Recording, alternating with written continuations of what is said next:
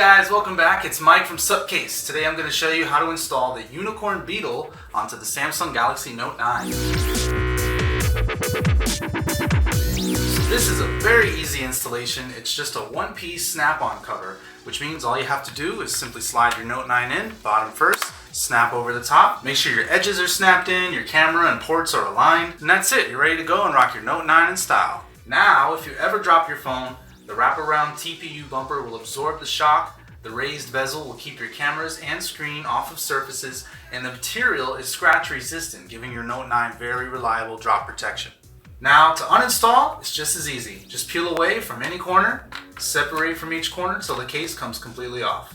I hope that was helpful. If you liked the video, don't forget to hit that like button, subscribe for more, or leave a comment. Let us know what you think. Again, this is Mike from SUPCASE. Thanks for watching.